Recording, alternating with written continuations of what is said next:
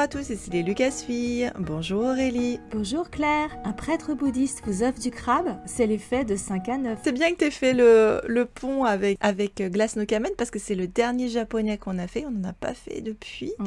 Il nous avait vraiment porté bonheur celui-là. Alors je remets l'anecdote parce que pour moi c'est l'épisode qui restera toujours associé à Alexandre Poncet et à Ryan Johnson. Puisque comme je le raconte toujours en anecdote, j'étais en train de faire le montage quand on a été contacté par Alexandre pour nous dire que Ryan Johnson aimait beaucoup ce qu'on faisait.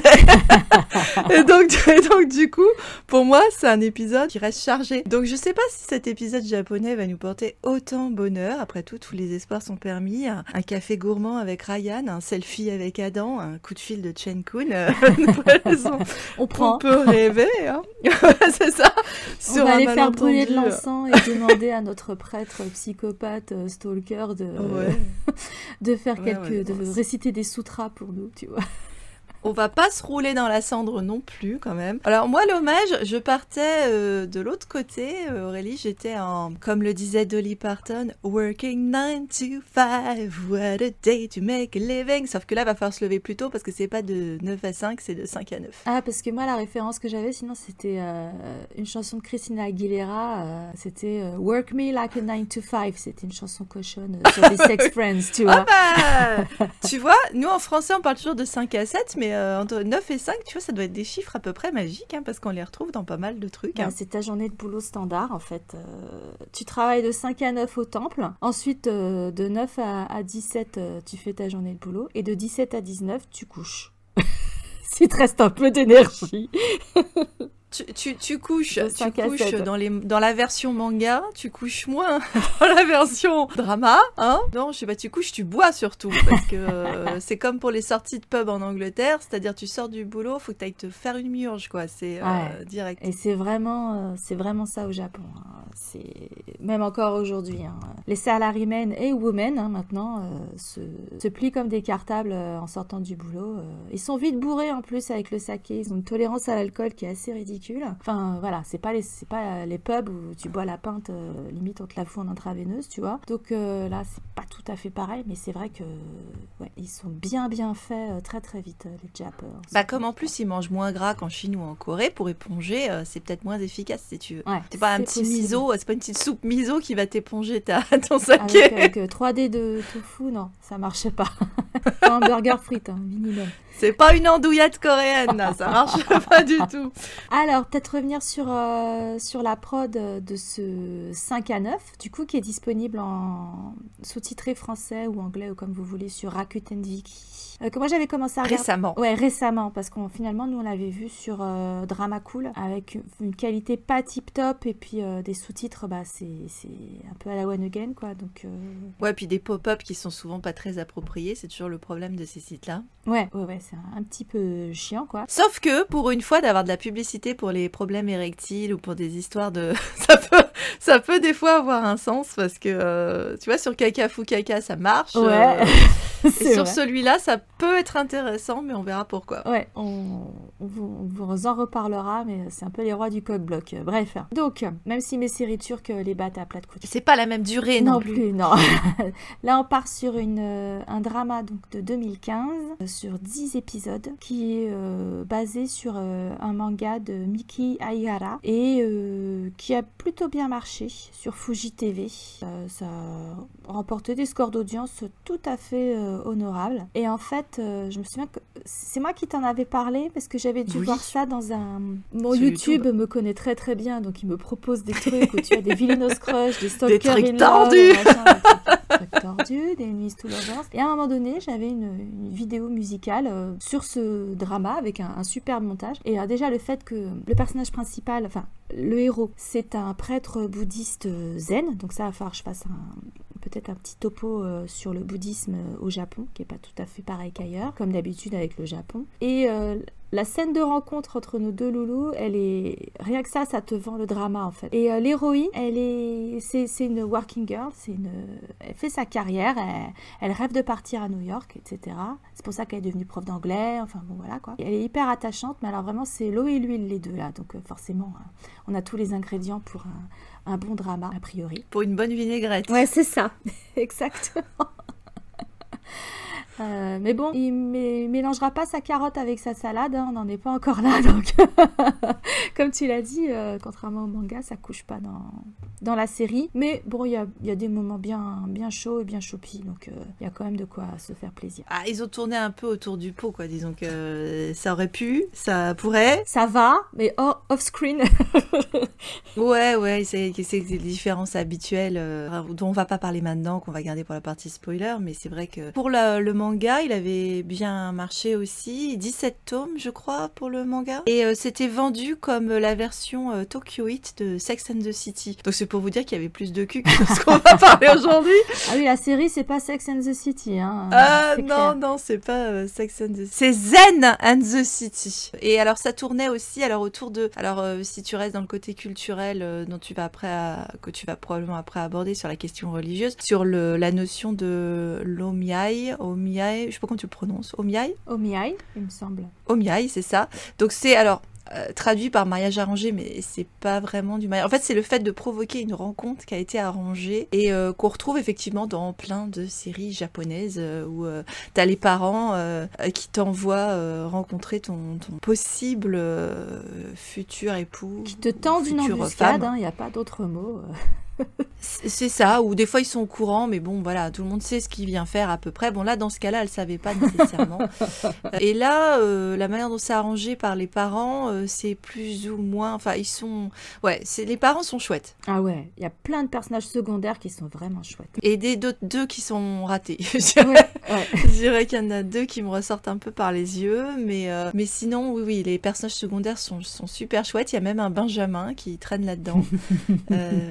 Ça, c'est super bien. On a d'autres choses à dire sur la production, peut-être les acteurs rapidement, mais pas forcément grand-chose à dire sur les acteurs. Alors, ils sont très beaux. Ils sont très très beaux. Donc, ils sont très beaux tous les l'héroïne, deux. c'est Satomi Ishihara, qui je crois a eu une carrière dans le mannequinat ou un truc comme ça. Oh bah peu, hein, c'est l'Angelina Jolie japonaise, quasiment. Elle est super belle. Ah, elle a été, tiens, je suis en train de regarder là dans mes notes, nommée ambassadrice pour les JO de 2020 à Tokyo. Bon, ça lui a pas porté chance, la pauvre, en plein corona, mais c'est pas grave. Et le personnage masculin, donc notre prêtre bouddhiste, est interprété par Tomohisa Yamashita. Et en fait, lui, il a commencé comme chanteur de J-pop. Il était dans un groupe qui s'appelait News, une espèce de boys band. Puis après, il a fait une carrière solo et il a beaucoup tourné dans des dramas, etc. Il a bien roulé sa bosse, Pepper. Il a même fait quelques films. Il est surtout connu pour la série Code Blue, qui ensuite a donné lieu à une adaptation en film. Ouais, un truc d'hélicoptères médicaux, c'est ouais. ça C'est le genre de truc que tu regarderais. Supercopter mélangé avec MASH, tu sais pas. Supercopter médical, non, c'est pas pour ça. Non, mais il est très très beau. Je dois dire que je suis rarement sensible au charme japonais, masculin en tout cas. Parfois, je ne comprends pas quand ils sont là en train de nous vendre le fait que les types sont des canons de beauté et moi je les regarde et c'est pas du tout mon esthétique. Donc c'est vrai que je les regarde, je suis non. On se souvient justement de notre pédophile à cravate de Glass no Kamen. Je n'ai pas compris le sex appeal, mais bon, et après le personnage était intéressant, mais je veux dire voilà, là celui-là il m'a bien tapé dans l'œil, je dois dire, et on va l'appeler peut-être si on doit parler de l'acteur, on peut aussi bien utiliser son surnom officiel de Yamapi, ouais, qui est mignon parce que c'est la contraction de son nom et de la couleur pink, parce que quand il était dans son boys band japonais, ils avaient tous des codes couleurs à la Power Rangers Bioman. Il était Force Rose, lui. Oui, il était Force Rose. Et du coup, à force de faire Yamashita Pink, c'est devenu Yamapi. Donc voilà. Force Rose, ça me rend encore plus sympathique. Et il parle pas français, il parle bien anglais comme on pourra le voir. Enfin, il se débrouille plus que certains se débrouillent. Et par contre, il a fait un stage de cuisine française. Donc il est capable de vous régaler de crabes, certes, mais aussi de vous faire peut-être un cassoulet. Un petit cassoulet. Je sais pas, effectivement. C'est bon à savoir. C'est toujours bon de savoir que monsieur peut passer en cuisine. Ouais. Voilà, c'est tout. Je sais pas s'il a un cœur à prendre. J'ai pas suivi les actualités Gossip Girls pour ces deux jeunes gens. Force Rose, malheureusement, que dire. Je sais pas.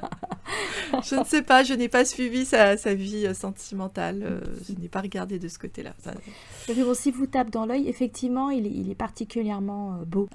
Oui. Il est bien mis en valeur il a du mérite par la parce tenue. qu'il fait la gueule. Hein. Oui, mais il est mis en valeur par la tenue de moine bouddhiste. Moi, je trouve qu'il est... À un moment donné, il est en tenue occidentale et ça va pas du tout. Et puis, il a une espèce de coiffure K-pop, ou J-pop, là, par contre, qui est assez improbable pour... Non, tout le long, qui est assez improbable avec sa mèche Justin Bieber. Oui, il est pas rasé, oui. C'est vrai qu'il a une coiffure qui fait pas très... C'est un petit peu improbable pour un moine bouddhiste, mais bon, il fallait quand même que ce soit l'argument beau gosse de la série, bien sûr. Ouais, parce qu'il a quand même du lourd à se trimballer, parce que les vêtements sacerdotaux, bon, c'est pas la petite soutane noire qui peut faire fantasmer dans des Léon Morin prêtre ou la faute de l'abbé Mouret ou dans ce que tu veux, parce que c'était quand même assez ajusté. Là, c'est quand même des trucs avec triple épaisseur. Oui. Voilà, c'est du... Il est noyé sous l'épaisseur triple. Ouais. C'est l'épaisseur triple, comme le PQ. Oui, c'est ça, c'est à ça que je pensais. Et c'est ça. C'est peut-être très doux, très machin, c'est sûrement très agréable à toucher. Mais alors, en plus, sa notion du je me look pour être le plus beau gosse de la bande, c'est quand même les vêtements de cérémonie avec le chapeau qui est overkill. Bon, Lady Gaga apprécierait, mais... Trisha, peut-être aussi, pour faire des costumes pour Star Wars.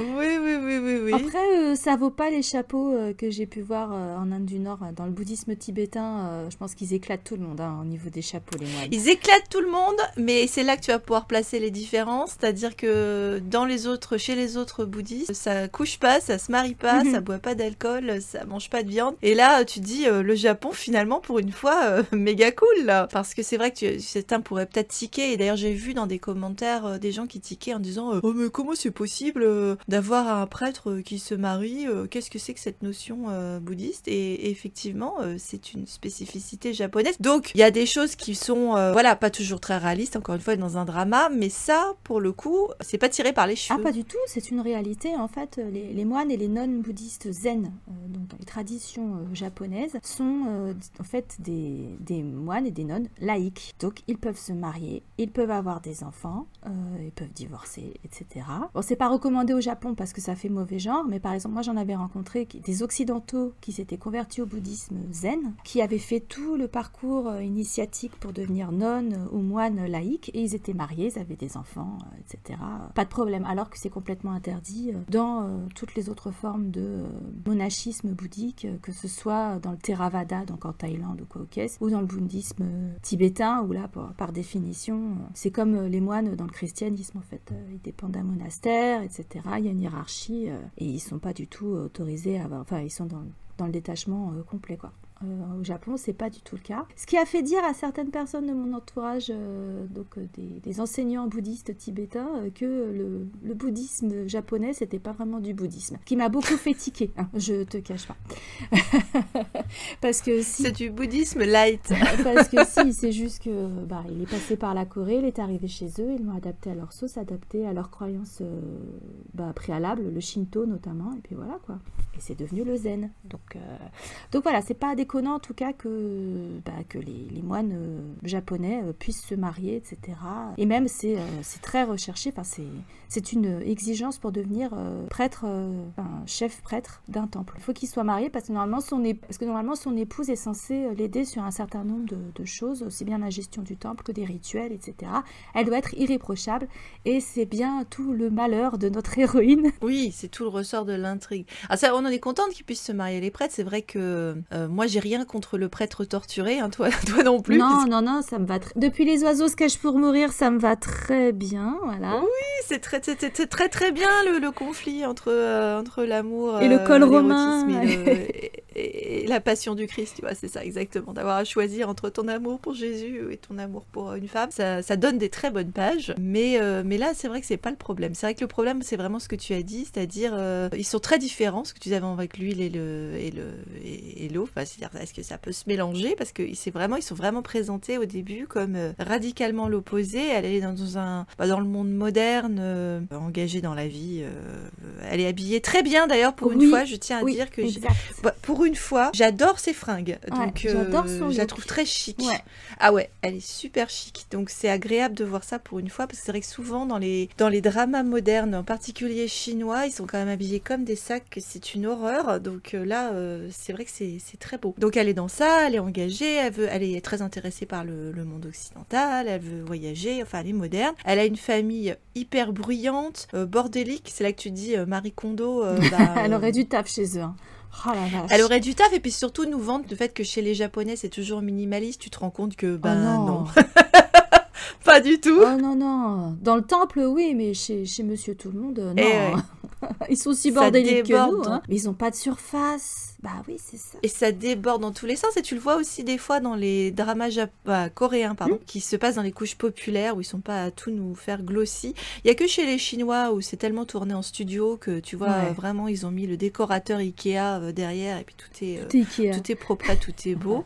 C'est ça. Là, non, c'est dans tous les sens. Et c'est vrai que tu as le contraste avec ce que tu disais juste avant, là, Aurélie. C'est-à-dire que dans le temple, évidemment, c'est hors du monde, c'est hors du temps, c'est traditionnaliste, c'est zen, rangé, étiqueté, codifié, alors qu'elle, elle vit dans un joyeux bordel permanent, quoi. Elle rêve de partir à New York, qui est une ville joyeux bordel, je pense qu'on peut le dire quand même. Donc, mais c'est intéressant qu'ils en aient fait quelqu'un de tourné vers l'Occident, et elle ne fréquente, à part sa famille, que des gens tournés vers l'Occident. Les autres professeurs, donc parce qu'en fait elle enseigne dans un institut de langue anglaise, qui a des écoles un peu partout dans le monde. L'Institut Improbable avec un look AB Productions. C'est peut-être le seul truc où je suis là à regarder l'Institut et je me dis mais moi ça m'a fait... C'est cosy là-dedans, toutes les scènes qui se passent au moment d'Halloween, moi j'étais aux anges, c'était trop mignon, c'était trop chou. Ils ont même un café, un espèce de café qui fait un peu genre bienvenue à Perk,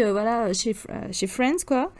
Donc, c'était à Central Perk. Oui, parce qu'en plus, c'est vrai que c'est un épisode qui est très approprié par rapport au moment où on le sort, parce qu'il se passe grosso modo entre Halloween et Noël. Oui. Donc là, on le sort pile à la bonne zone, on est raccord. Ouais, complètement raccord. Et en plus, ces étudiants, elle a des étudiants, t'as des professionnels, t'as des jeunes, et en fait, tout le monde est haut en couleur là-dedans. C'est-à-dire qu'au temple, t'as quelques personnages hauts en couleur, mais tout ça est noyé dans le conformisme, le silence, le minimalisme. Enfin, c'est pesant, c'est écrasant, c'est fait exprès. Et puis elle vit dans un joyeux merdier avec des gens tous plus barrés les uns que les autres, quoi. Que ce soit les étudiants, les collègues, et il y en a plein qui sont vachement attachants dans le lot, alors que dans le temple, on a quand même deux personnages qui font bien chier aussi. On a une bitch presque de drama chinois, genre une douairière qu'on verrait bien dans un harem impérial, tu vois, et puis un prince, enfin un rival de prince héritier, oui, c'est ça, qui veut récupérer le trône. Voilà, c'est ça. C'est exactement ça, qui était un prince otage aussi, d'une certaine manière, donc tu peux aussi dire ça, tout à fait. Sur ce genre de ressort, quand même. Ouais, ça, tu as fait le transposer à une époque plus ancienne, Bon, c'est toujours la fouteuse de merde, rayon de soleil, avec le PDG psychorigide ou le général machin, où là, c'est un prêtre, c'est pareil. Hein. Avec un passé torturé, c'est tant qu'à faire. Forcément, pauvre chou. Et tu vois, par rapport à ce que tu dis avec l'école de langue aussi, le fait que la question du langage, elle est intéressante aussi, parce que c'est vrai que donc on est sur pour elle, donc sur une société cosmopolite et multilangue, où en plus tu as alors un des professeurs qui revient d'un séjour à New York, l'autre qui est un métis puisqu'il a une mère anglaise, donc ça aussi, et puis le fait que il y a un brassage de langues, et de l'autre côté donc des gens qui parlent beaucoup tout le temps, et notamment les parents, puisqu'à chaque fois qu'elle arrive, elle dit je vous entends depuis la rue, quoi. Donc, je vous entends depuis la baignoire, ou c'est ça, on entend tout le temps parler. C'est le bordel chez eux. Et eux, de l'autre côté, dans le temple, il y a le côté que tu parles pas beaucoup, hein, notamment au moment des repas, où on est même dans le nom de la rose, t'as quelqu'un qui fait la lecture, mais là, personne doit faire de bruit, même en mangeant, même si tu manges des croustilles, faut pas que ça croustille, donc t'oublies les chips dans ton bol zen, c'est juste pas possible, donc les crackers Belin au placard, tu peux les ranger, donc ça a intérêt à être bien de la nouille molle ou des trucs comme ça, et et que en plus tu dois pas apprécier, manifester la moindre émotion, etc. Et bien que tout est fait pour en faire un univers de beauté, d'ordre et d'équilibre, notamment quand ils reçoivent pour des cérémonies traditionnelles ou ce qui est servi, parce que bon, à un moment il y a quand même la tentation de faire un bed and breakfast, mais je veux dire, ne fais-je que le temple sert effectivement pour des cérémonies du thé traditionnelles, on te sert des plats. Ouais. Et donc ça veut dire qu'ils font quand même cantoche, quoi.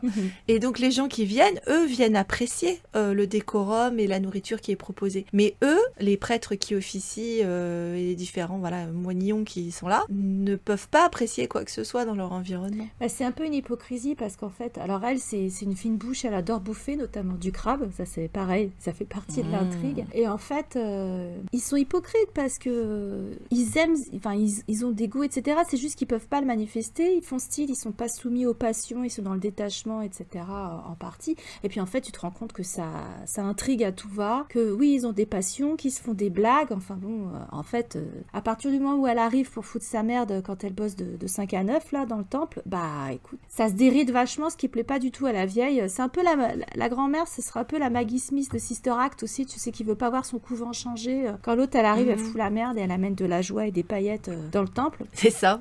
Bah, c'est pareil, quoi. C'est un peu ça. On remet le pitch, même si on a tourné autour, je pense qu'a priori, ça devrait être à peu près vas-y, fais-toi plaisir. C'est moi qui fais le pitch. Ouais. Je sais pas si j'étais prête à faire le pitch. Bon, alors effectivement, là, pour le coup, je sais pas si c'est tellement le pitch que faire la première scène et après vous faire le pitch. Donc, c'est vrai qu'on commence une medias res sur une cérémonie de funérailles. C'était un officiant du temple. C'est pour ça qu'il y a tous les gens qui assistent au temple, et dont la famille Sakuraba, là, qui assiste à la cérémonie. Et alors, c'est là qu'on voit que c'est pénible aussi pour eux d'être en position sur les genoux. Ouais, là, là tu ils vois, sont sur les genoux et t'as plus de sang dans les pieds. Oui. Mais les jambes Oui, croisées en ça zazen, conforte. c'est pareil, t'as plus de sang dans les pieds. Hein. C'est pour ça que j'avais une pensée. Enfin, C'est ça. je me suis sentie tellement en phase avec elle quand arrive ce qui arrive, parce que quand je pratiquais zazen, et qu'à un moment donné, il fallait se lever pour faire des tours de salle en récitant des sutras avant de se rasseoir en méditation, juste, c'était pas possible, quoi. Il y avait plus de sang dans les jambes, fallait amputer, là, tu vois, c'était... Non, oui, c'est pour ça, c'était assez réaliste, mais ça montre que même eux, tu vois, des fois, ça peut les gonfler d'être à la messe, tu vois. Là, c'est pas debout à s'y coucher, mais là, c'était vraiment le fait de te maintenir longtemps. Puis bon, c'est une cérémonie d'enterrement, donc t'as la veuve, ça je le passe maintenant parce qu'après on va probablement pas en reparler, mais qui est en train de pleurer, etc. Et la famille se demande, elle dit elle a l'air d'être drôlement triste d'enterrer son grand-père, et t'as la mère qui donne un coup de coude aux filles et qui dit non mais c'est pas son grand-père, c'est son mari. Et donc à un moment elle doit se lever pour aller aussi rendre hommage aux défunts et passer devant le bol de cendres. Alors, je me suis demandé, c'est bien les cendres du défunt? Ah oui, c'est les cendres du défunt. Ah, c'est trash alors, effectivement. et du coup, elle ne sent plus ses jambes parce qu'elle a maintenu la position trop longtemps, et elle chancelle et elle valdingue le bol de cendres donc, du défunt sur la tête du prêtre qui officiait, qui est donc notre héros, notre rose. abbé Mouret, on va dire. Voilà, notre force Yamapi, voilà, on va l'appeler comme ça du coup. Et qui s'en est parmi, je crois que le coup de bol, ça lui a pris en pleine tronche. Et donc, sans trop comprendre comment ni pourquoi, alors qu'elle est invitée pour son anniversaire à une bouffe dans un endroit hyper chicose par ses parents, ça pue le traquenard, elle se retrouve toute seule face au prêtre qui lui annonce joyeusement joyeusement, tu vas dire la tronche en permanence. Ah non, sérieux, voilà. comme un pape. On va rester, je pense que les métaphores religieuses, on va les filer jusqu'au bout, je pense. C'est clair. Et qui lui dit mais tu as l'honneur de devenir ma femme. Alors elle a qu'une envie, c'est de se barrer. Bon, sauf qu'elle est retenue par la bouffe parce que c'est une fine bouche, comme tu l'as dit. En fait, c'est une hédoniste. Ouais. Elle goûte à toutes sortes de plaisirs, et c'est ça qui va faire l'affaire, parce que ça marche toujours dans tous nos dramas japonais, chinois, coréens. Comment séduire un homme?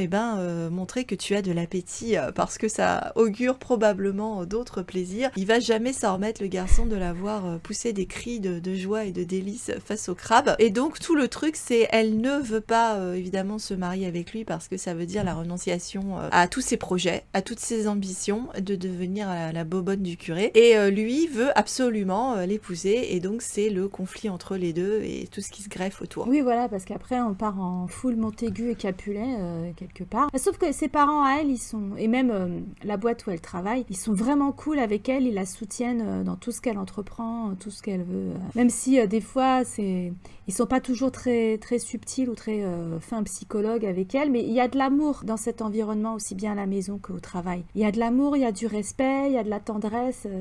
Donc ça, c'est vraiment chouette. J'ai beaucoup aimé le fait qu'il n'y ait pas de rivalité à la con au boulot entre les gonzesses. Ça, c'est... Ah, à part, il y a quand même la secrétaire, enfin la réceptionniste.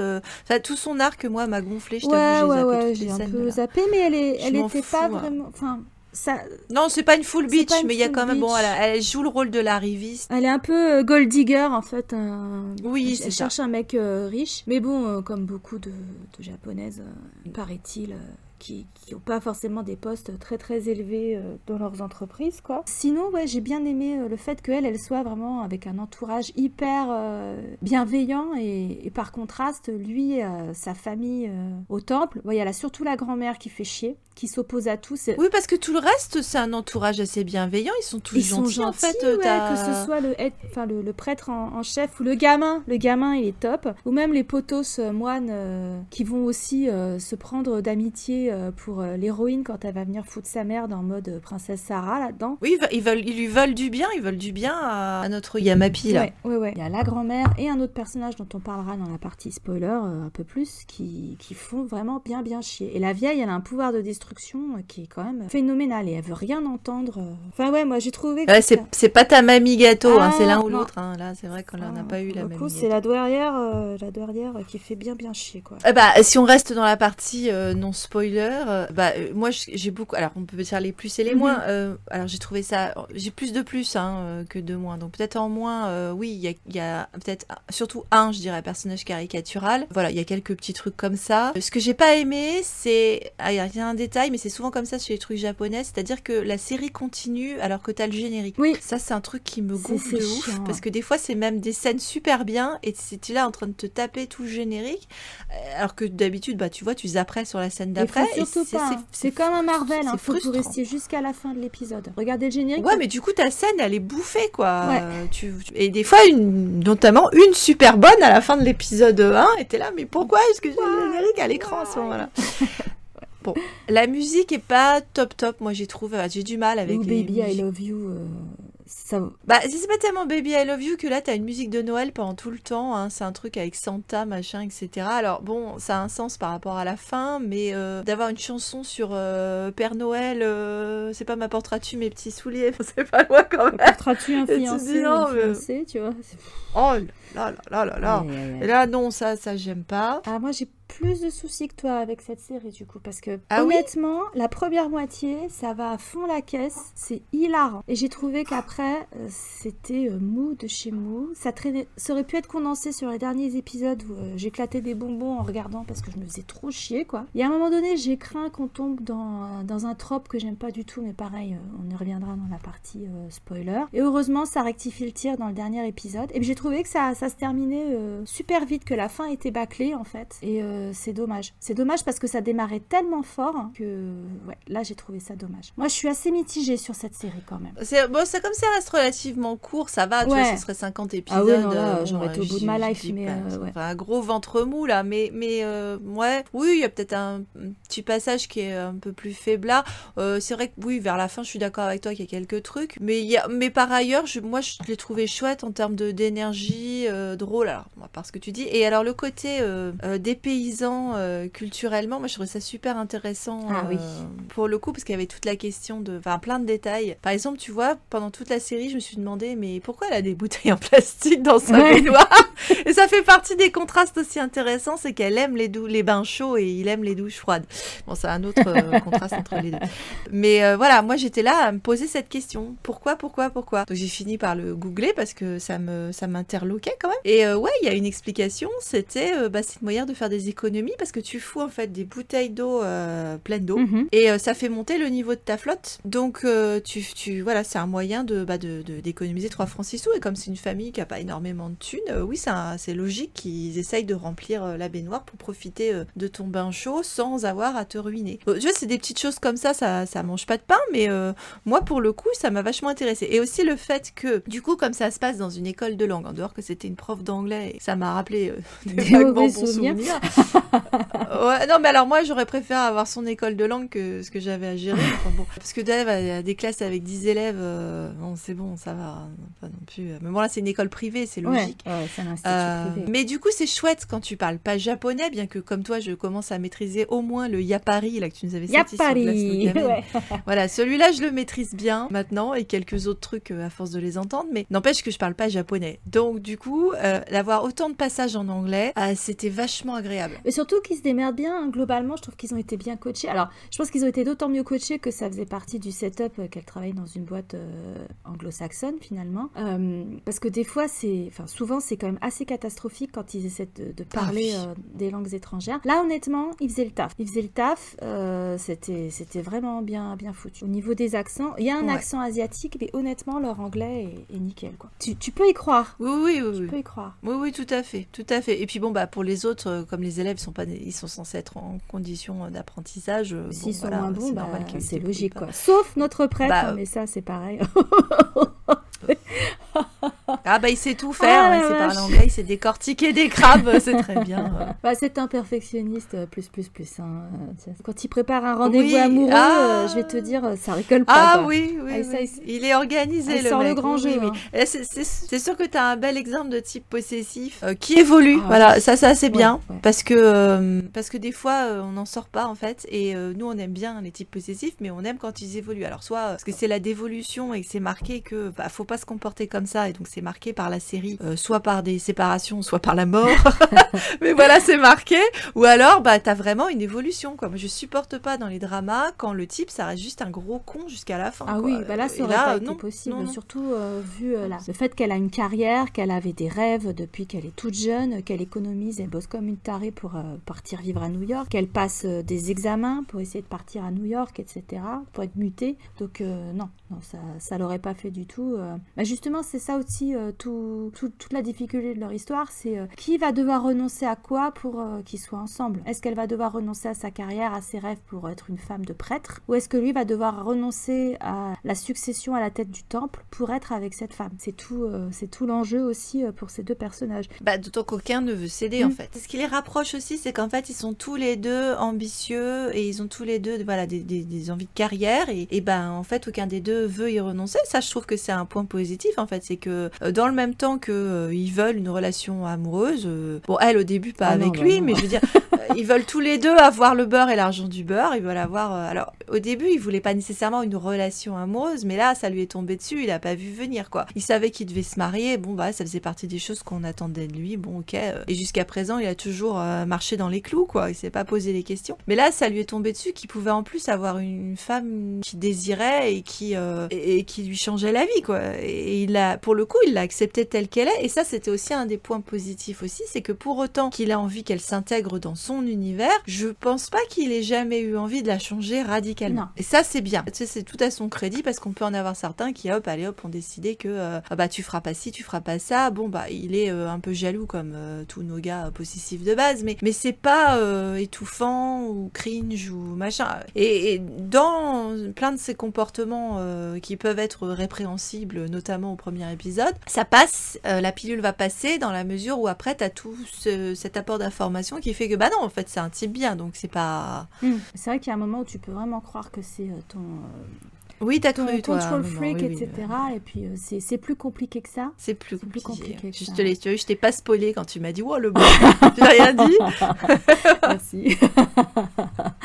Voilà, après, donc si c'est mitigé de ton côté. Moi, pour l'instant, je dirais que c'est la série japonaise que j'ai préférée, parce qu'il y avait vraiment plein de choses que j'aimais bien, et je te dis, j'ai vraiment accroché sur les personnages. Je suis d'accord avec toi qu'il y a un léger essoufflement, mais c'est souvent comme ça quand même dans toutes ces séries. Il y a toujours des trucs qui sont un peu moins réussis. Pratiquement, presque, on a envie de dire qu'il faudrait se faire une compile, en fait, de ce que tu dis, quoi. Se faire un montage, un best-of. Oui, voilà, c'est ça. Et parce qu'il y a de quoi se faire un best-of. Sur les personnages secondaires, parce qu'il y en a beaucoup, donc on disait, il y a toujours 2-3 arcs amoureux, il y en a 3 là. C'est vrai que l'arriviste, la réceptionniste et Mishima, ou après, peut-être même 4 d'ailleurs. Et après avec le gamin, moi je m'en bats les nuts, clairement. Par contre, j'ai beaucoup aimé la copine. La Elle est copine fan de Boy Elle Love, est géniale, elle Momoe. est super Momo. Momoe, elle est Momo, géniale. j'adore. Et son Arthur là, et je les ai vraiment bien aimés. Le Arthur qui commençait quand même en mode beau gosse, pas gigolo mais pas loin, parce que il fait les cours pour les mamies qui viennent baver sur lui à chaque cours d'anglais. Et bon, j'avais des doutes parce que c'est un peu le queutard de la boîte, quoi. Leurs scènes sont vraiment chouettes, je les ai vraiment beaucoup aimées. Il est choupi ce couple bis, hein. Il est vraiment choupi. Et très choupi. Donc ce couple-là, yes. Et puis alors il y avait un élément travesti, pas transgenre, hein, non, travestissement. Oui. Qui est peut-être plus commun au Japon avec le phénomène des Lolita, avec leurs costumes bouffants, etc., d'inspiration victorienne, les grandes jupes, les chaussures, les machins. Ça fait un moment que c'est dans les clous, donc c'était pas complètement déconnant. Mais par contre, c'était joué à fond. Moi, j'ai pas capté tout de suite. Et bien joué, hein. J'ai pas capté tout de suite. Non, moi non plus.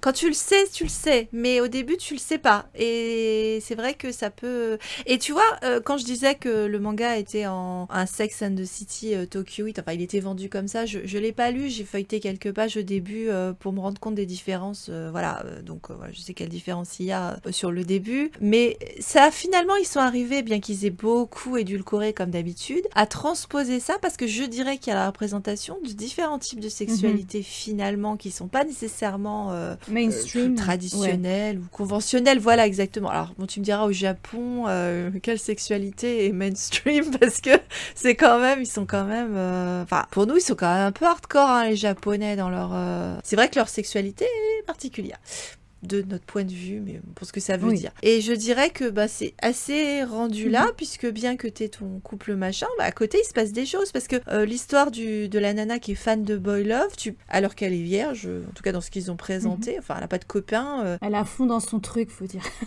C'est présenté comme une forme de perversion parce que elle bavouille sur tous les mecs qui sont autour d'elle, elle les imagine en train de faire des cochonneries, des machins. Et donc, est-ce qu'elle va se trouver un partenaire qui accepte ce kink personnel et qui va peut-être jouer là-dessus et va savoir si... parce qu'elle est intéressée éventuellement par du cosplay. Et est-ce que va savoir si ce couple-là, évidemment, ils vont pas te le montrer dans ce drama parce que c'est pas le propos et qu'encore une fois, ils ont édulcoré. Mais tu peux tout à fait imaginer que ces deux-là, c'est pas 50 nuances de gras, mais ça va être 50 nuances de cosplay, quoi.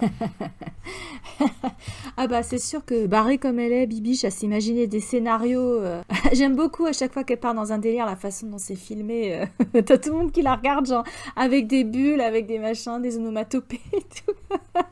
Ouais, puis le mec à chaque fois à côté d'elle, mais tu baves. Mais sérieux, elle a le filet de bave. C'est ça. Elle est trop mignonne. Oui, c'est vrai qu'elle cache sa passion comme si c'était honteux, quoi. Et, un exemple de fangirl, tu vois. Et encore le fait que tu puisses pas vivre à fond. Et justement, ça aussi, c'est la libération de... le fait qu'elle puisse... elle cachait ça, mais vraiment, c'était in the closet, quoi. Littéralement. Et littéralement.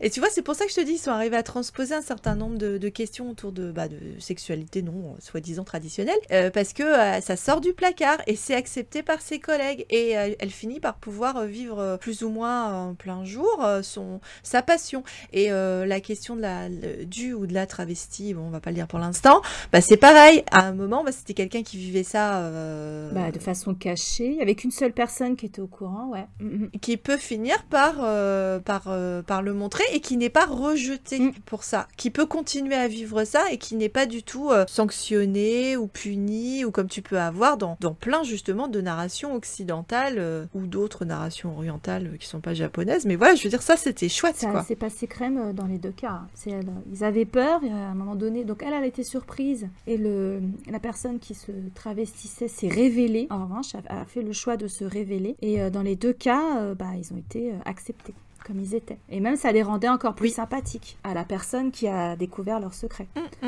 Ça, c'est positif. Ça, donc il y a plein de choses extrêmement positives dans le propos. Je trouve que c'est extrêmement optimiste et positif cette histoire. On a même un May September avec un personnage beaucoup plus âgé qui se fait draguer par quelqu'un de beaucoup plus jeune et ça finit par se faire. Oui. Ça aussi c'était osé, c'était plutôt... Oui, voilà encore un exemple rigolo. de... Et tu vois, même la douairière là, on n'aime pas, tu vois, moi je la shippais paix avec le avec l'autre prêtre. Avec le prêtre en chef, ouais. Oui. Carrément, ouais. Oui, parce qu'elle aurait besoin d'être aimée, cette bonne vieille dame, en fait, et il est plein de sympathie et de machin, et vraiment, il la respecte, et je pense qu'il en est amoureux secrètement. Oui, j'ai cru j'ai eu les mêmes vibes. Toi aussi, tu vois. Donc voilà, il y a plein de choses bien en fait, et plein de types de couples qui sont représentés sous une lumière extrêmement optimiste et positive. Oui, parce que globalement, ça reste gentillet, même si... c'est feel good. Même s'il y a quelques scories, et puis des personnages qui sont vraiment méchants, mais qui s'arrangent sur la fin, en tout cas pour l'un d'entre eux. Ah oui, même eux, oui. En tu scène finis par les post-crédit, comprendre. presque. Dans le générique de fin oui. du dernier épisode, voilà. Mais ouais. Oui, même celle qui pourrait être la rival bitch de drama, elle est pas si antipathique en fait, donc c'est... Elle est pas bitch, elle est juste là et elle attend que ça se passe, puis à un moment donné, elle prend son destin en main et elle fait un truc bien. Donc parce que c'est pas un paillasson quoi, c'est pas un lot de consolation machin. À un moment donné, elle reprend son destin en main, et ça c'est chouette. Ça j'avais bien aimé le fait que ce soit pas des rivalités entre nanas, trop crépage de chignon machin, qu'on évite justement cet écueil et qu'au contraire on ait des amitiés féminines aussi qui sont... La relation entre les sœurs, l'héroïne et sa petite sœur, c'est englobé dans la relation familiale. Ils sont tout choupis ces gens-là. Ouais. Ils ont un hamster tout choupi qui font participer régulièrement à leurs fêtes, machin. Ils redécorent sa cage et tout. Enfin, c'est des grands malades quoi. Ils sont trop mignons. J'ai adoré cette famille. Et même les rivaux masculins, pareil, ont une évolution positive. Et le sensei là, le prof qui devient le patron, c'est intéressant aussi son histoire. Mais alors tiens, j'ai enfin trouvé, j'ai un truc qui m'a vraiment posé problème et qui était hyper cringe. Et alors malheureusement après tout ce qu'on a dit sur les sexualités pas différentes, mais la palette de sexualité, c'est ça que je veux dire plutôt. La palette de différentes sexualités qu'on peut avoir. Bizarrement, ils te font un couple gay, le couple occidental. Et je dirais qu'il y a 2 instances où t'as des trucs occidentaux. T'as le père avec ses 3 gosses qui sont insupportables parce que forcément l'enfant occidental est une saloperie. Donc il y avait ça. Et deuxièmement, juste après, parce que c'est dans le même épisode, ils croisent un couple gay. Et bon, encore une fois, tolérance, hein. Mais sauf que le couple, punaise, les 2 folles de Chaillot. Et tu dis, mais c'est pas possible, quoi. Insupportable. C'était juste pas possible. Moi, ça m'est ressorti par les yeux. Ça m'a vraiment saoulée. Et alors, avec tout ce qu'ils mettent à côté, où justement, c'est plus nuancé, et voilà ce qu'on vient de dire, qui est chouette, qui est bien fait. Et là, ils te balancent ce cliché ambulant, parce qu'en plus, c'est avec des blancs. Et là, tu dis non, mais là, tu viens de niquer tout ton propos, quoi, quasiment. Quoi. C'est juste des occidentaux, c'est nous les charlots. Surtout qu'ils servent à rien. Ils servent juste au moment où c'est juste, elle se balade avec le sensei, machin, à redire qu'elle a envie d'aller à New York. Et donc, comme elle voit les 2 folles de Chaillot, elle dit « Oh, c'est tellement New York !» Donc, ok. Très bien, ça c'est New York. Voilà, c'est bien. Non, puis les mômes, si, ils avaient un rôle à jouer dans le plot, c'est-à-dire qu'elle est obligée de s'en occuper. Il coq-bloque. Voilà, et c'est du coq-bloc, mais comme tout le monde. À peu près tout et n'importe quoi sert de coq-bloc dans cette série. Il manquait que Luke Skywalker, et on était au complet, tu vois, pour ce qui est du coq-bloc. Mon Dieu, je te dis, le seul niveau au-dessus que j'ai trouvé, c'est mes dramaturges, quoi. Oui, pour repousser au maximum. C'est vrai que t'as un retard vous allez pas avoir la fête du roulage de pelle dans ce drama, c'est sûr. Mais bon, voilà, il y a un payoff. Oui, il y a un payoff. C'est vrai. Et il y a plein d'autres choses qui se passent qui te permettent de faire passer la pilule, il faut le dire. On passe en spoil. Ouais. Pour faire finalement les scènes croustillantes. Oui, on va faire les scènes croustillantes aussi, et puis c'est marrant. Voilà, parce qu'elles sont très bonnes. Parce que les scènes, il y a quelques scènes qui sont vraiment excellentes.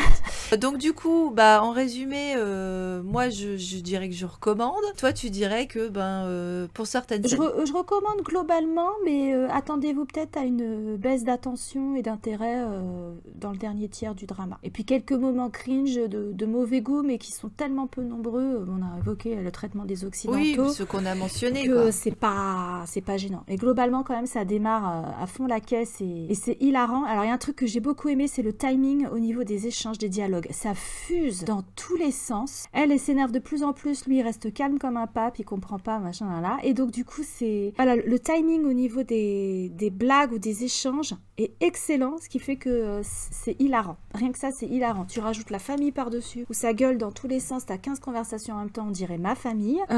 Où t'arrives pas à suivre et tout. Enfin, voilà, ça c'était, ça fonctionne vraiment bien au niveau des échanges. Bon, spoiler, spoil. ils couchent pas. eux ne couchent pas. Ça aurait pu coucher dans la série, ils couchent pas, tu le vois pas. Enfin bon, il y a eu une scène à l'hôtel où elle voudrait coucher, mais comme c'est un garçon bien, et qu'il sait qu'elle est pas in the mood et qu'elle c'est uniquement du revenge fuck un peu ou du désespoir fuck. Ouais, de revenge fuck, de dépression, de machin, et dit bah non, moi je veux attendre que tu m'aimes vraiment. Ouais. Alors c'est très très bien, mais toi tu dis pourquoi? Ouais, il faut dire qu'elle l'a traîné dans un hôtel. T'imagines la tête des réceptionnistes c'est un hôtel à l'heure, tu vois, c'est un love hotel. Love hotel, ouais. C'est ça, ouais, un love hotel. Donc tu te dis bon, quand même, un prêtre qui vient tirer son. Bon, peut-être qu'ils sont plus tolérants avec ça, mais pour le coup, ça fait un peu bizarre, quand même si. Et voilà, bon il succombe pas à la tentation. Ça aurait vraiment été cringe s'il avait couché avec elle à ce moment-là, parce qu'elle était en dep. Elle avait besoin de réconfort et pas de cul en fait. Donc. C'est sûr, mais dans le manga, c'est comme ça que ça se passe. Et ça se passe dans le tome 1 rapidement, en fait. Je trouve ça glauque, pour le coup. On a évité. Ah bah oui, c'était glauque. Puis surtout que le mec, une fois qu'il a couché, tu penses qu'il veut plus lâcher l'affaire. C'est aussi sa motivation dans le manga, en fait. Il y a ça aussi, quoi. C'est-à-dire qu'ils ont déjà consommé et là, après... Et ce qui est encore plus bizarre, pour le coup, dans le manga, de ce que j'ai compris, c'est qu'elle va coucher, du coup, avec d'autres personnes. Elle va avoir des one night stands, justement, avec Mishima, avec machin et trucs. Et donc lui, bah forcément, il est jaloux. Alors, dans le drama, il est jaloux parce que l'autre, il l'a embrassé avant, que lui puisse l'embrasser. Mais là, c'est pas du tout le même niveau de jalousie quand même. Hein. Le manga a l'air vachement glauque par rapport à... Sex and the City, quoi. Ouais. Sex and the City transposé à la société japonaise, tout de suite, ça atteint un niveau de glauquitude. C'est pas je gêne, quoi. Je sais pas si elle couche aussi, du coup, avec son fan travesti, parce que à ce moment-là, on en est au point où elle doit coucher avec tout le monde, tu vois, avec le veuf, avec le machin. Est-ce que tout le monde y passe? Je ne sais pas. Peut-être même avec sa copine. Alors là, moi, je dis pas non, pour par le coup, contre. ça t'intéresserait. Oui, sa copine Goyla, parce que c'est la seule sexualité qui manque, c'est le girl love. Je tiens à le dire, comme d'habitude. Ouais. C'est vrai. C'est nous les parents de oui, parce que du coup, on partait sur un faux girl love. Quand tu calcules que la petite jeune, elle est très intéressée, enfin elle est un peu trop intéressée par sa prof, par sa sensei, et tu te dis bon d'accord, on part sur un girl love, et ben c'est pas un girl love. Non, parce que c'est un garçon travesti, mais en plus il se fait appeler Yuki. Yuki, c'est un prénom féminin, ça veut dire la neige. Il est blanc comme neige. Tu vois, donc... Il est acquis, hein, le Yuki.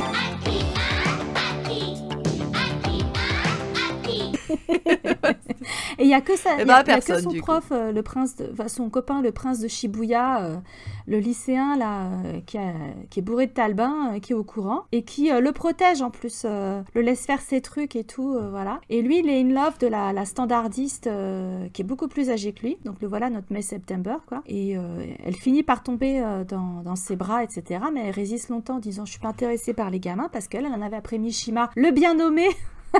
Mishima s'est chargé, le cinéma japonais tout et la littérature japonaise, et donc qui lui en pinçait pour l'héroïne, et là emballé, bourré à la fête d'Halloween ou je sais plus quoi, il était bourré. Il a mis ça sur le compte de l'alcool, mais en fait il était fou amoureux d'elle depuis des années, voilà. Et il avait couché avec... faut dire, il la tire dehors en mode j'ai un truc à te dire. Bon, elle suit, tu vois, j'ai un truc à te dire. Ok, il a un truc à me dire. En plus, ils se connaissent depuis la fac. Ouais, c'est son pote de fac, donc...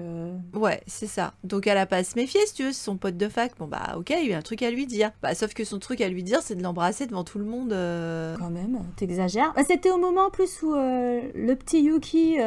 Yuki voulait lui dire qu'il était un garçon, il voulait lui avouer ses sentiments. Et après, il flash sur sa petite sœur aussi, je crois. Et puis, ce que j'ai bien aimé, c'est que après, tout le monde est au courant, donc il est travesti, mais tout le monde l'accepte comme ça à l'école, les profs, les camarades, les machins. La famille, parce qu'il avait fini par avoir des contacts avec la petite sœur de l'héroïne, Néné. Et en fait, elle l'accepte comme ça. Et dans les scènes pendant le dernier générique de fin, tu le vois en garçon cheveux courts, dans la famille, en train de partager un repas en famille dans ce joyeux bordel qui avait aussi séduit notre moine en manque d'affection, quoi.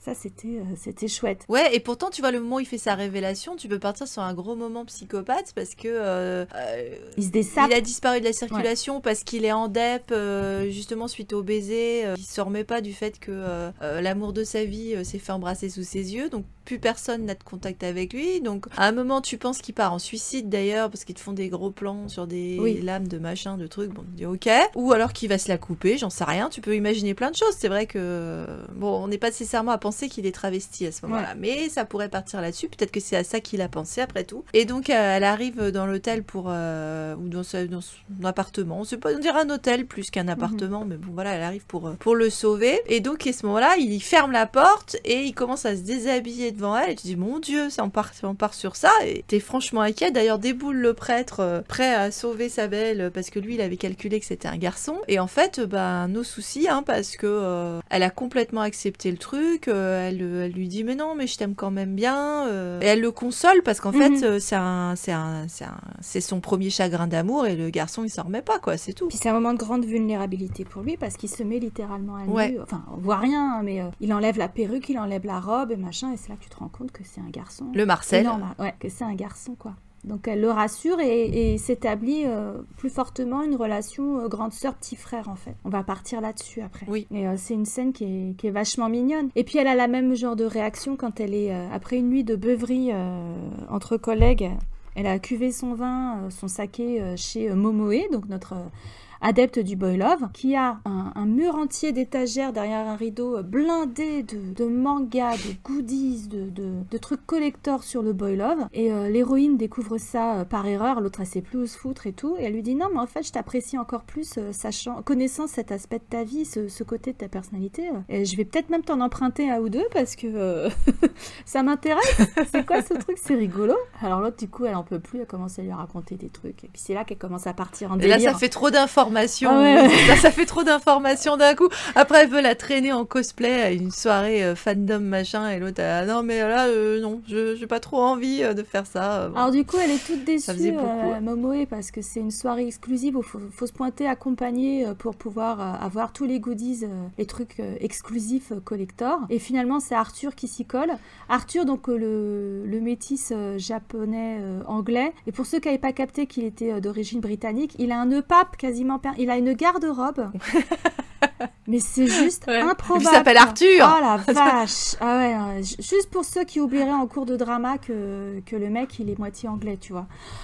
Bon, bref. Ah bah il est très grand en plus, alors c'est vrai qu'il domine tout le monde de deux têtes, c'est vrai que ça le fait. Il a pas forcément un accent britannique vachement mieux marqué que les autres. Oui d'ailleurs c'est pas celui qui parle le mieux l'anglais, je tiens à le dire. Donc, non. Mais c'est pas grave, il fait illusion au moins pour un public japonais je suppose. Et il accompagne Bibiche Momoe à son événement Boy Love. Et elle revient avec tous les goodies, elle en peut juste plus, tu vois, elle est au paradis des collectionneurs et des fangirls. Comme on la comprend. Et donc, ça, c'était vraiment trop mignon. Je dirais que Momoe, je crois que c'est le personnage que j'ai préféré dans l'histoire. Je l'ai trouvé vraiment trop chou. Ouais, puis elle est jolie comme tout, en plus, elle aussi. Elle est mignonne comme tout. Elle est juste un peu obtuse. Elle met du temps à se rendre compte qu'Arthur est amoureux d'elle. Il lui dit plusieurs fois, mais elle n'enregistre pas, tu vois. Non, il essaye même, il la prend dans ses bras à un moment quand ils sont à dormir tous là dans l'expérience bed and breakfast du temple, à dormir tous les quatre dans la même chambre. Il est là carrément à lui passer le bras par-dessus, à la prendre dans ses bras. Elle ose plus bouger, elle est là raide comme un piquet parce qu'elle a zéro expérience sexuelle en fait. Et elle sait pas quoi faire et lui il se dit bon en fait elle comprend pas, elle est con hein. C'est pas un peu con, je fais que ça. Et bon, en même temps, elle fait bien parce que c'est vrai comme il est un peu que tard machin. Bon c'est peut-être que si finalement elle avait cédé aussi rapidement ou si elle avait été si facile que ça, si ça avait été moins compliqué pour lui, est-ce qu'il se serait accroché autant, on va savoir. Non, puisque donc, toutes les nanas il les chope comme il veut, donc. Voilà. Celle-là, elle est tellement différente, tellement dans sa bulle que c'est comme ça qu'il est harponné. Elle a un côté un peu Luna Lovegood, j'ai bien aimé. C'est côté un peu hystérique, Luna Lovegood, qui était assez sympa. Et puis l'héroïne, elle est attachante aussi. Elle est travailleuse, elle est courageuse, elle est globalement gentille. Enfin, je veux dire. Elle se fait chambrer par sa famille, ils sont pas discrets du tout quand ils doivent déblatérer derrière son dos ou commenter sa vie. Elle entend tout depuis la baignoire. C'est, je vous entends. Bon, vu la taille de l'appartement et que les murs sont en papier ou presque, tu te dis, bon, quand même, ils font pas d'efforts, quoi. Non, ils sont vraiment, vraiment choux. Et puis quand le prêtre commence à lui faire son numéro de on va se marier, rencontrer les parents, machin, gna gna gna, et se tape l'incruste, carrément. Il aime tellement ça. Le premier repas qu'il partage avec eux, bon, c'est un joyeux bordel, c'est une tablée normale, on va dire. Il est là, il dit, mais j'ai jamais mangé à une table aussi animée, quoi, aussi joyeuse. Et après, quand tu vois le pendant qu'elle se retrouve à à faire sa semaine à l'essai au temple pour voir si elle a l'étoffe d'une femme de prêtre. Bah, c'est sûr que c'est pas la même ambiance. Là, elle est là à chaque repas, c'est bon, et puis à faire croc croc croc croc croc, à manger ses crudités et tout, puis ils sont tous là. Non, mais faut pas faire de bruit. Ah bon? Comment vous faites? Comment tu veux que je fasse pas de bruit en mangeant un cornichon, connard? C'est pas possible. Eux, ils y arrivent, ils sont surentraînés, même le petit, tu vois, il y arrive depuis... voilà, quoi. Puis elle aime la bouffe, donc elle a pas envie de cacher qu'elle aime la bouffe, quoi. Ah, ça, c'est vraiment le gros truc, quand même, les films. Mais pour ce reste, je vais aller assez réaliste dans ses... Parce que bon, même si elle a le côté rayon de soleil, elle se met en colère, elle peut pleurer, elle est machin, ouais. Enfin, elle a une belle palette d'émotions, enfin, ça fait un vrai personnage auquel tu peux t'identifier, je trouve. Elle est en 3D, ouais, elle est pas... Oui, complètement. Et moi, le seul moment où j'ai vraiment craint... J'espérais qu'ils aient évité cet écueil, et ils l'ont fait, c'est quand elle veut... Alors, déjà, je comprends pas, du jour au lendemain, elle tombe amoureuse de lui, en fait. J'ai trouvé que c'était vachement mal amené. Lui, il se prend un bol de cendre sur la gueule, voilà, c'est le coup de cendre, c'est le coup de foudre, quoi. Donc, il est amoureux, après, il est en mode psycho stalker, voilà, tout ce qu'on aime. Mais elle tombe amoureuse de lui après avoir dit non. Et j'ai trouvé ça pas super bien amené, je trouvais ça un peu rapide. Je pense que c'est aussi parce qu'il est tout le temps là et qu'elle voit qu'il arrange pas mal de choses pour elle, tu vois. Ouais, en fait, c'est dans son côté qu'il est prêt à se sacrifier. En fait, il y a le côté aussi qu'elle a pitié de lui, qu'elle a de la sympathie pour lui. En fait, pitié peut-être pas, mais sympathie, tu vois, dans le sens où elle le comprend. Elle a vu comment il vivait, et puis effectivement les sacrifices qu'il est capable de faire, qui peuvent lui coûter cher, notamment sur le moment où tu as cru que c'était un vrai bâtard, où pour aller à New York, il faut qu'elle passe un examen, et donc elle passe son test, ça se passe super bien, notamment parce qu'elle parle du prêtre d'ailleurs, et donc elle sort hyper confiante en elle pense avoir vraiment réussi son examen. Et d'ailleurs, il l'encourage à ça, parce qu'au début, il lui dit ouais, je suis trop fière de toi, il lui offre une paire de Jimmy Choo pour faire Sex and the City. Oui, parce qu'il est blindé aux as, le prêtre, il a pas de problème d'argent. Ah oui, il est blindé. Ce serait pas un vrai PDG psychorigide s'il était pas blindé aux as, tant qu'à faire. Et donc, du coup, il lui offre sa paire de Jimmy Choo, tout ça, pour la féliciter. Et puis, elle apprend qu'elle n'a pas été retenue. Et là, il arrive et il dit, oui, c'est normal que tu n'aies pas eu le poste parce que j'ai utilisé mes relations pour faire en sorte que tu l'aies pas. Donc, effectivement, là... t'es là devant ton ordinateur ou ton téléviseur, mais quel bâtard, salaud, quoi. comme elle réagit en disant mais va crever, quoi. Enfin, elle lui dit je veux plus jamais rien avoir avec toi, c'est même pas la peine de me demander quoi que ce soit, enfin je t'aimerai jamais, quoi. Et le type, il revient à essayer il rame, tu vois, il revient essayer avec des fleurs, parce qu'il a toute une utilisation du langage des fleurs à chaque fois, et des plantes, et donc pour s'excuser, évidemment elle va lui mettre dans la gueule parce que c'est pas possible, c'est inexcusable. Et puis après, tu découvres, et elle aussi, que en fait, non, il a pas du tout utilisé ses relations pour la faire échouer, bien qu'il explique qu'il a accepté de porter le chapeau parce que un quart de centième de seconde, il a été content qu'elle ait pas été retenue parce que ça voulait dire qu'elle allait rester avec lui et qu'elle allait pas partir 1 an, 2 ans à New York dans le cadre du programme. Mais en fait, c'est la grand-mère qui a fucké le truc parce qu'elle avait un autre... elle connaissait quelqu'un d'autre qui pouvait avoir le poste. Elle a fait jouer de ses relations, effectivement, pour que cette personne ait le poste et que ce soit pas Junko qui l'ait. Ce faisant, elle s'est tiré une balle dans le pied, la vieille, d'ailleurs, parce que du coup, l'autre reste au Japon et le petit-fils, il lâche plus rien après. Elle est con, oui. Ça, j'ai pas compris. Si elle avait été intelligente, moi, je l'aurais envoyée à New York en se disant, loin des yeux, loin du cœur. Une erreur fatale s'est produite, mamie. Les bitches n'apprennent jamais, et donc du coup, elle a vraiment raté son... Ouais, c'était une grosse erreur de sa part. Et du coup, lui, il a voulu porter le chapeau pour pas que ça retombe sur la grand-mère, et puis pour aussi peut-être la consoler en pensant que c'est pas parce qu'elle a échoué, c'est parce que quelqu'un a arrangé le truc, en fait. Et je pense que c'était aussi, la façon dont il le présente une fois qu'elle a découvert le poteau rose, c'était aussi pour expier le fait que pendant un quart de seconde, il s'était réjoui qu'elle ne parte pas parce qu'il voulait la garder près d'elle. Et il s'en est beaucoup voulu. Et donc, du coup, aussi. peut-être que c'était une façon pour lui d'expier. Alors, il parle pas en termes de péché. Voilà. C'est un curé quand même. Donc oui, effectivement, il y a quand même le système d'autoflagellation, notamment par le biais des douches froides. Ah la vache, il faut moment, vraiment inventer un jeu à boire si vous regardez ce drama. C'est-à-dire qu'à chaque fois qu'il se fout sous la cascade glacée pour calmer ses appétits charnels, voilà. Ah ouais, bah, à chaque fois qu'il a la gaule. Buvez. Buvez un truc, vous allez passer un bon moment. C'est la chute d'eau de la gaule. Mais ça te donne des bons moments parce qu'à ce moment-là, évidemment, il est avec son peignoir blanc sous la cascade, déshabillé à moitié. Et ouais, là, c'est des moments qui sont plaisir d'offrir, joie de recevoir, quoi, quand t'es la spectatrice. Parce que c'est un très gros beau cliché. garçon. Et c'est vrai que ça devient un gag. Depuis les Chevaliers du Zodiaque ou machin, le mec, le moine ou le soldat qui médite sous la cascade glacée, tu vois ça tellement. Ouais, dans les Chevaliers du Zodiaque, c'était pour des questions d'érection parce que non, c'était pour des questions de maîtrise de soi, de calme et de machin et de trucs musclés. Ah voilà, c'est clairement des questions d'érection. Bah ça reste de la maîtrise de soi, hein, mais c'est pour des questions de calmer ses érections. Pendant ce temps-là, elle prend des bains chauds pour méditer, elle aussi de son côté, réfléchir et se détendre. C'est vrai qu'elle lui a tapé dans l'œil et dans la tête avec son bol de cendre, mais le moment où ça fait jboum sous la soutane, c'est quand même effectivement au moment de la séquence du crabe. Et tu sais combien j'aime mes séquences de crabe. Goodbye My Princess. D'abord parce que c'est bon le crabe, mais c'est vrai qu'il y a des scènes de crabe comme ça qui sont hyper réussies. Donc celle-là, elle va rejoindre mon best-of des scènes de crabe à côté de Goodbye My Princess. Et c'est vrai qu'on lui offre, enfin, c'est son plat préféré. Et il s'était renseigné avant. Le crabe. C'est sa kryptonite.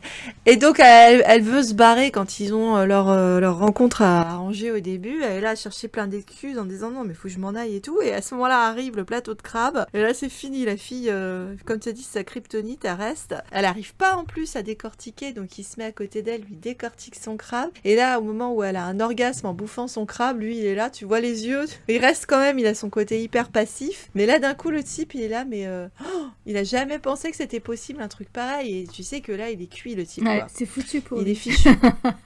C'est foutu. Alors, le crabe, en symbolique, parce que je me suis posé la question. Je me suis dit, est-ce qu'il y a une symbolique quand même dans le crabe? Eh bien, oui, il y en a une. Parce que, alors, que ce soit chez les Chinois, mais ça marche aussi, je pense, chez les Japonais, les crabes sont des symboles du positif et de la chance. Ils apportent une bonne vie, l'harmonie, la paix et la richesse. Mais ils sont surtout, à quoi s'attendre chez les Asiatiques, des symboles de fertilité. Ça pond beaucoup d'œufs, les crabes. Et en plus, c'est bien dur. Donc, du coup, les Chinois, ils portent des talismans de crabes pour avoir la gaule.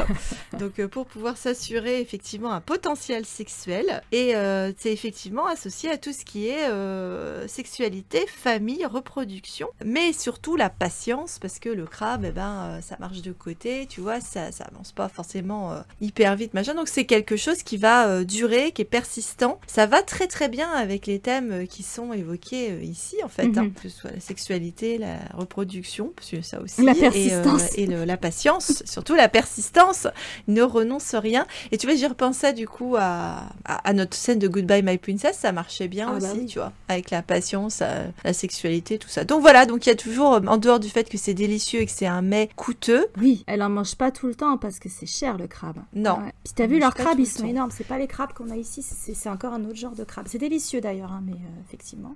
Ouais. Donc il y avait ça derrière.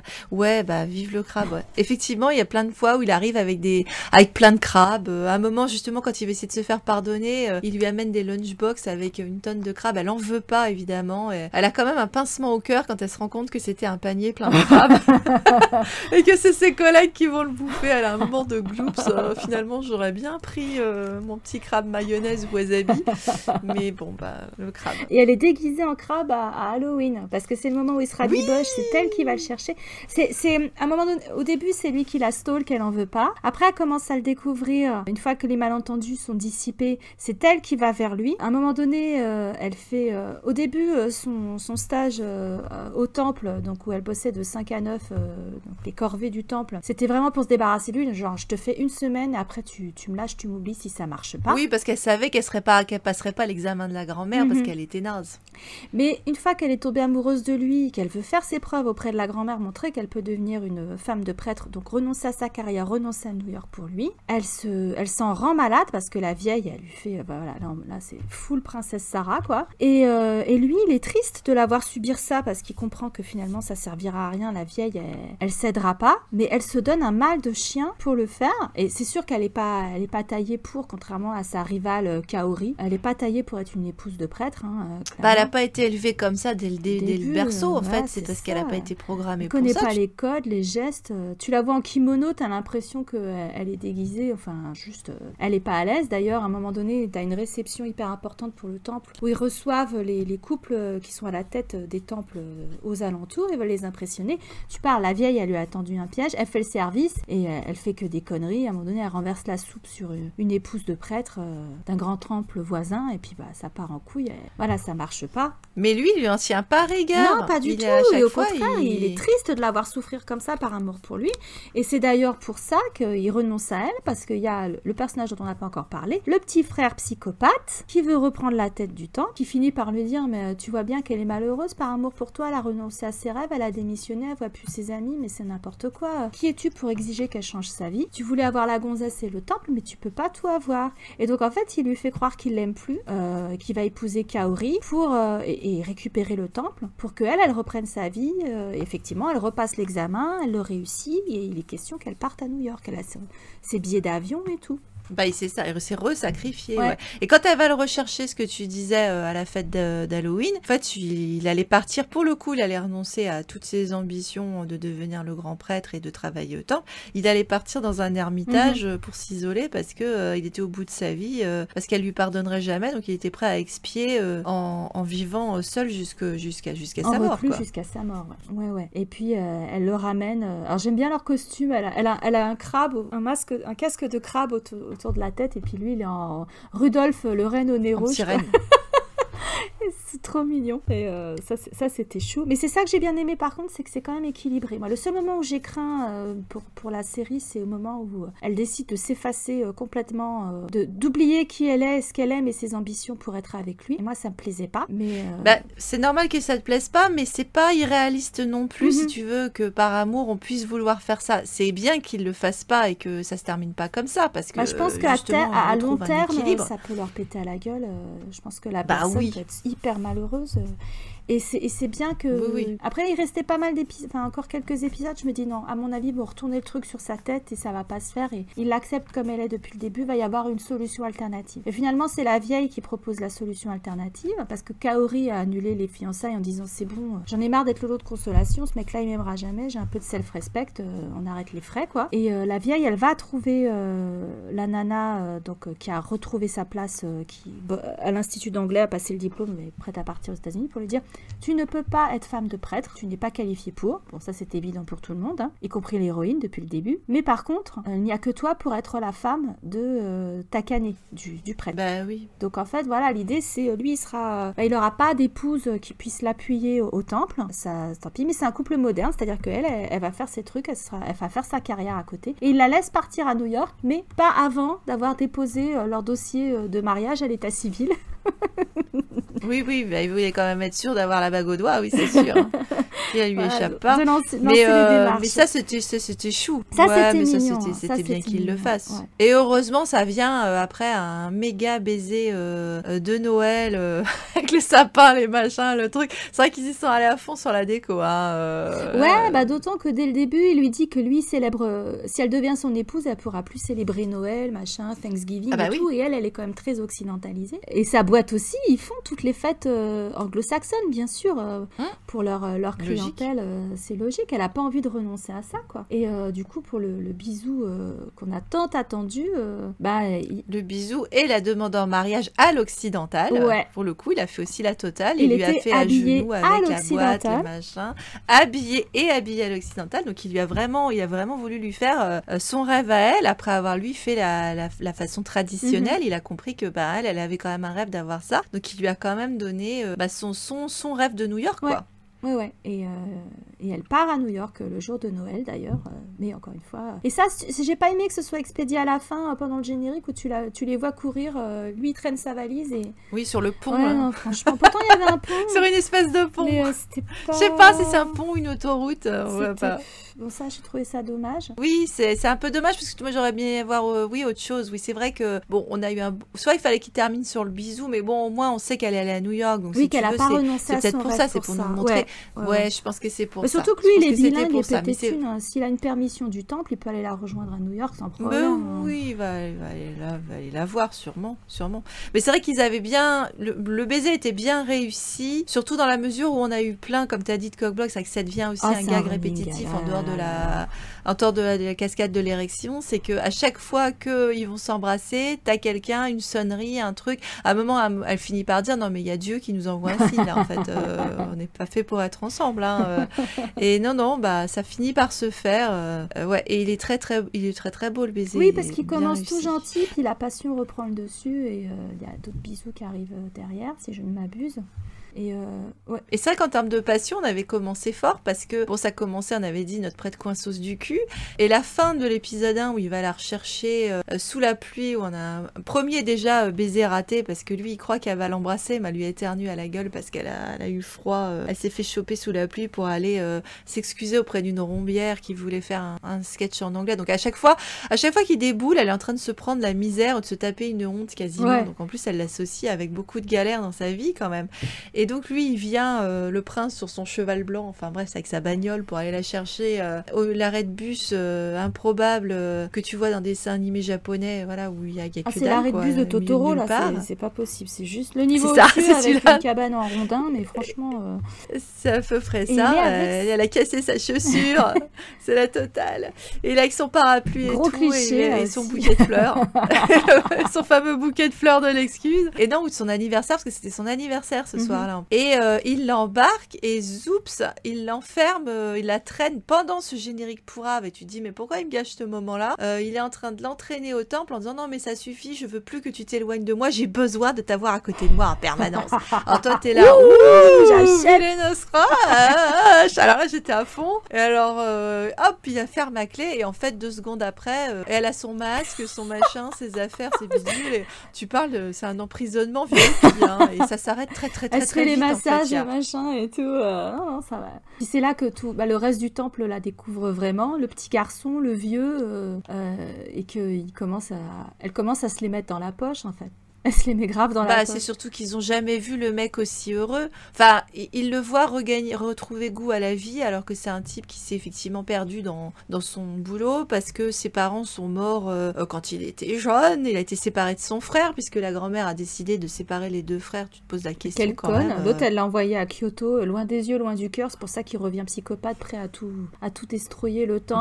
Oui, en se disant, ma famille m'aimait pas, quoi. Et en plus, il y avait déjà tout le passif familial. On se retrouve dans les constellations, et ça explique le comportement de la grand-mère, c'est que le fils qui était chef du temple, le grand prêtre, il avait épousé une femme qui, pareil, était une femme moderne, donc la mère donc de notre moine, était moderne, ne supportait pas la vie dans le temple et s'est barré. Et donc c'est en allant la rechercher parce qu'il en était fou amoureux que le paternel et la mère sont morts dans un accident de voiture, vraisemblablement. Et donc du coup, la grand-mère, elle en a conçu une haine et une méfiance de base sur n'importe quelle étrangère qui n'est pas prête à être formatée au temple, qui n'est pas kaori, et qui serait moderne, et avec des velléités. Et c'est ça qu'elle se trimballe, et elle d'ailleurs qu'elle a l'honnêteté de reconnaître. Elle dit, en fait, c'est pas que je te déteste toi, c'est que je porte encore ce poids-là de la situation entre mon fils et sa femme, et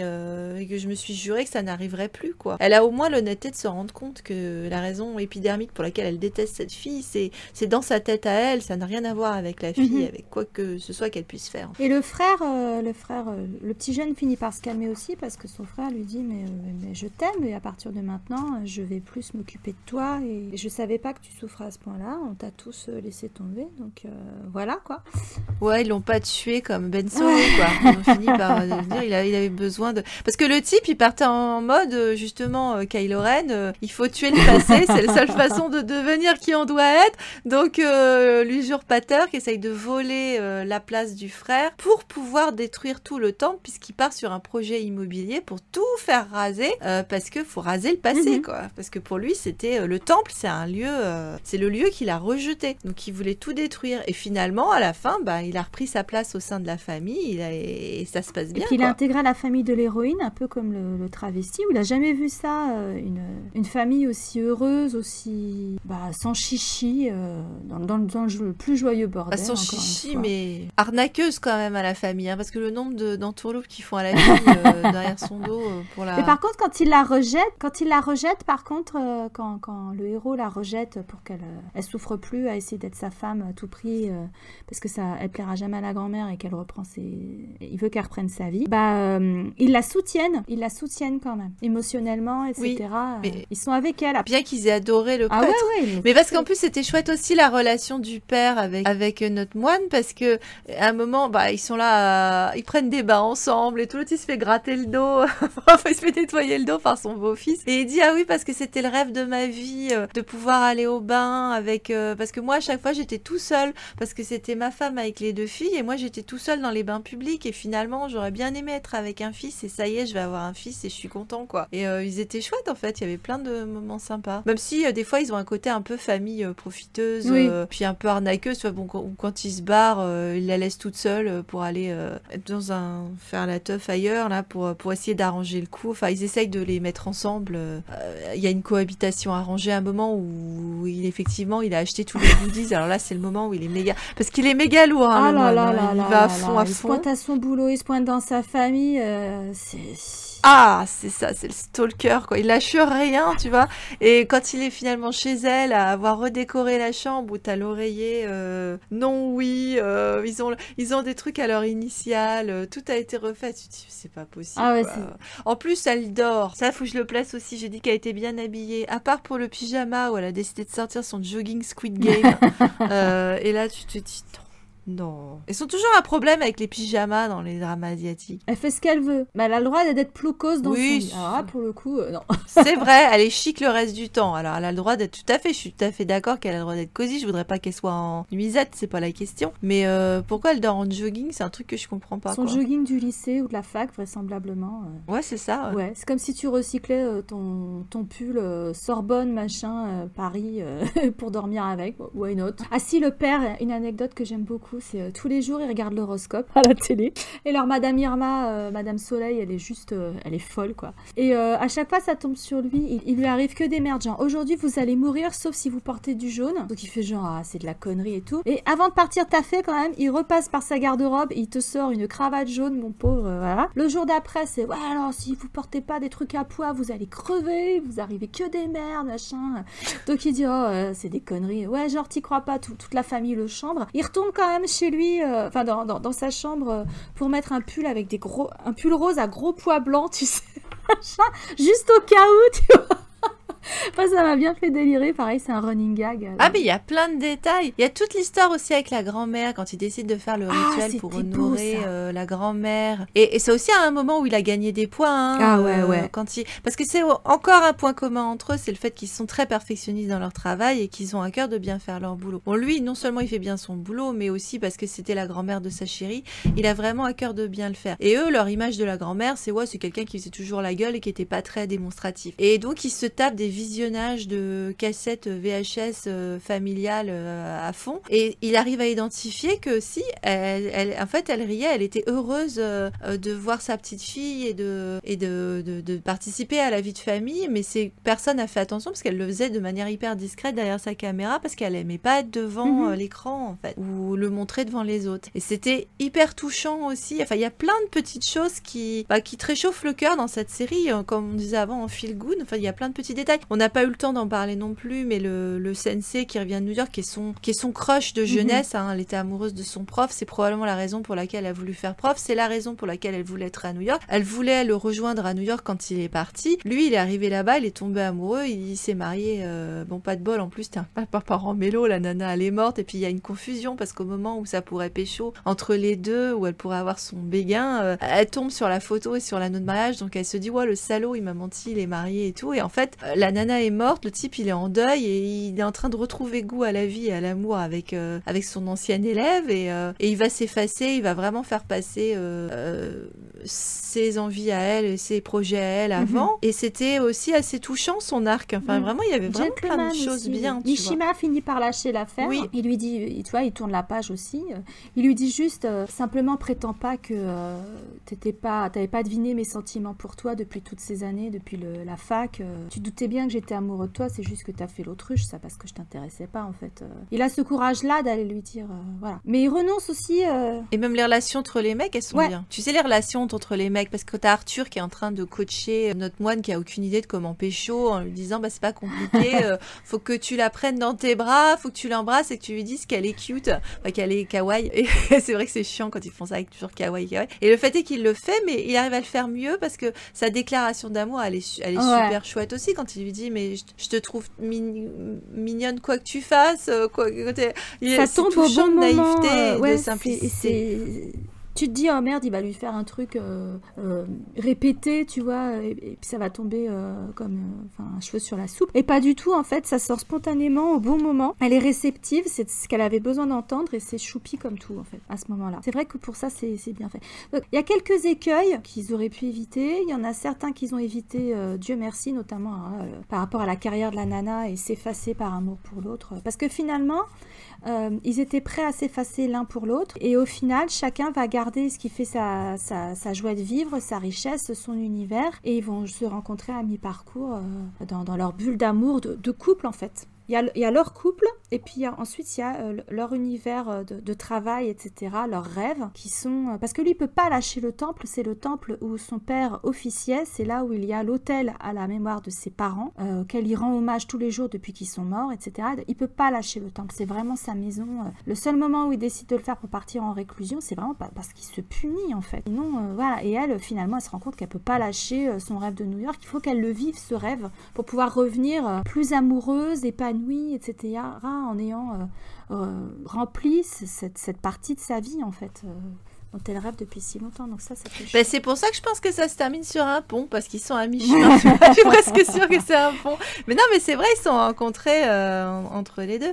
On n'avait pas reparlé aussi de... Alors, encore une fois, toujours ces sorties pourries au parc d'attractions, parce que veut lui faire la perfect date quand il a compris qu'il fallait faire une date. Alors, il s'est renseigné, le mec, tu disais qu'il est organisé, le mec, il a fait un plan, je te raconte pas, il a fait un tableau Excel, des PowerPoint. Il est allé tester tous les types il teste tous les plats dans un restaurant, tous les types de popcorn, tous les machins, toutes les attractions où il est là. C'est pathétiquement triste quand il est là à imaginer qu'elle est à côté de lui sur le cheval de bois du carrousel. Ouais. Il est en train de s'imaginer les différentes. Il a vu les différents points de vue pour être sûr que ça va être le plus romantique. Il a fait sa belle carte bien tracée à la main, calligraphiée et tout. Il lui a donné le projet, le programme et tout. Bon, évidemment. Et puis, il se pointe à 5h du matin. Tout est fermé avec ses ballons, ses machins et il attend toute la journée que la fille arrive parce qu'évidemment, ça va pas se faire. C'est le jour où elle garde les mômes, non? Elle garde les mômes, mais après, elle se barre avec son ouais, parce qu'elle croit que c'est foutu. De toute façon, lui, elle se dit, il est parti maintenant. Bah, puis elle est amoureuse du sensei. Elle pense qu'elle est amoureuse du sensei. Donc quand elle a l'occasion de partir avec lui, tu penses... et puis c'est là qu'elle découvre... elle va passer la soirée avec lui. L'alliance et la photo de l'épouse dont elle ne sait pas encore qu'elle est morte, cette femme. Et qu'elle se barre et qu'elle va chercher l'autre qui est encore là. Et puis elle dit, mais qu'est-ce que tu fous là? Elle est au bout de sa life et qu'elle le traîne dans un love hotel. Et finalement, il dit, non, on couche pas ensemble. Ouais, c'est ça. Il n'avait pas mis ça sur sa perfect date. Le mec, il avait pas elle lui a fucké tous ses plans. Moi, j'ai bien aimé pendant qu'il faisait tous ses plans. C'est au-delà du perfectionnisme. C'est que tous les gens qu'il croise, dans le restaurant où il essaye toutes les sortes de crabes, etc., t'as tout le personnel et les gens qui mangent au restaurant qui sont là, les bonnes chances et tout, on croit en vous, ils les chippent à mort et voilà. Pareil dans le parc d'attractions, tout le monde est là, ouais, ça va trop le faire et tout, bien joué.